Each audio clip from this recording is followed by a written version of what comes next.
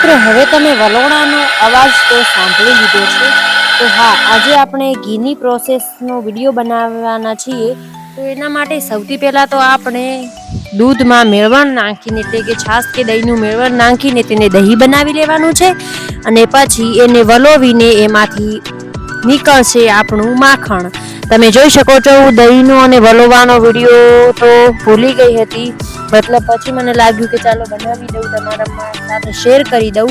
તો હા, ગામડામાં આવી રીતે જ વલોણા લેવરાય છે અને એના માટે સૌથી પહેલા તો આપણે માટીના વાસણમાં દહીંને એડ કરી દેવાનું છે અને પછી ઇલેક્ટ્રિક વલોણાની મદદથી આપણે સારી રીતે એને વલોવીશું। તો આના ઉપર આવશે આવી રીતનું માખણ, તમે જોઈ શકો છો। તો મારી દર્દીમાં અહીંયા લે છે માખણ અને જો એટલી છાશ નીકળી છે અને માખણની ક્વોન્ટિટી તમે જોઈ શકો છો। તો આ પ્રોસેસ બહુ જ મસ્ત બનવાની છે અને વિડીયો પણ બહુ જ મસ્ત છે। તો વિડીયોને એન્ડ સુધી જોવાનું ચૂકતા નહીં। અને આવી બે તોરડીઓ ભરીને છાશ નીકળી છે, એટલે બેનિફિટ તો ઘણા હોય છે ગામડાના।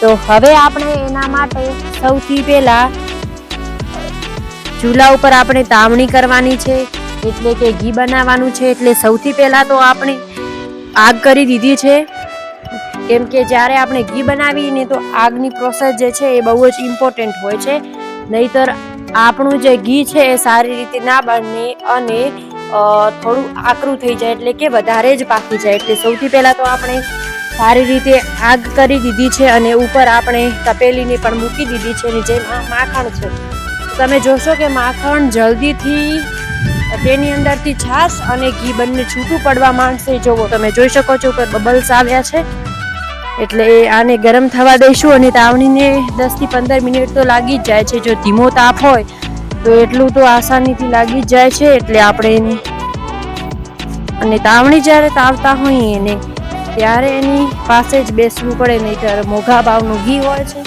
અને એની સાથે જ જો બળી જાય તો નુકસાન આવે એમ।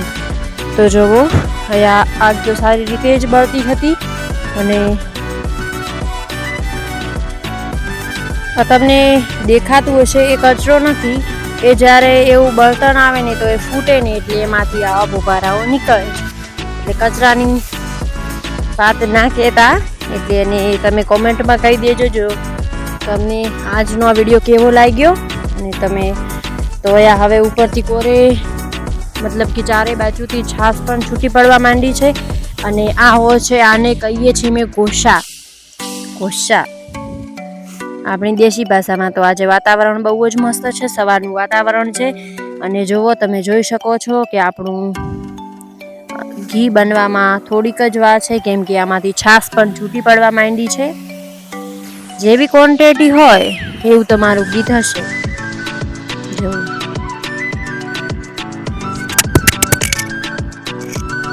પછી આપણે જોશું તો આપણું ઘી અડધી પ્રોસેસમાં આવી ગયું છે।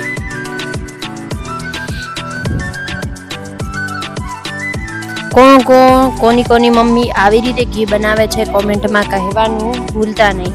પછી આપણે થોડી વાર પછી જોશું તો આપણું ઘી બનવામાં થોડીક જ વાર છે। જો ઉપર છાશ બધી આવી ગઈ છે,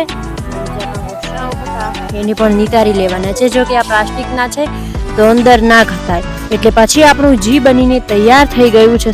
ઘી અમારી ભાષામાં એને ઘી જ કહીએ છીએ।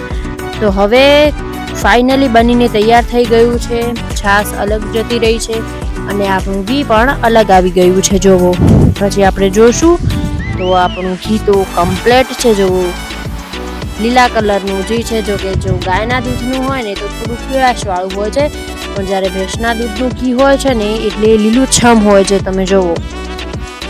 તો પહેલાં તો આપણે હવે શ્રાવણ મહિનો આવે છે પરમ દિવસથી, એટલે આપણે પહેલાં તો શંકર ભગવાનના માટે દીવા માટે લઈ લઈશું। સોરી, આ બતાવવું નહોતું પણ મેં તમને ખાલી આમ જ બતાવ્યું છે। પછી આપણે ઘીને સ્ટોર કરવા માટે સારી એક સ્ટીલની બરણીમાં લઈ લઈશું। તમે જુઓ કે આપણું ઘી લીલું છમ કેવું બનીને મસ્ત મજાનું તૈયાર થઈ ગયું છે। જુઓ ઘીની ક્વોન્ટિટી તમે જોઈ શકો છો। આ જે હોય છે ને એને અમારી ભાષામાં કીટું કહીએ છીએ, તમારી ભાષામાં શું કહો છો ને એ પણ કોમેન્ટની અંદર કહેવાનું ભૂલતા નહીં। તો આપણી શેરની બરણી હતી એ ભરાઈ ગઈ છે. હવે આપણે બીજું ઘી છે સ્ટોર કરવા માટે બીજી બરણીમાં લઈ લીધું છે. જોવો તમે જોઈ શકો છો.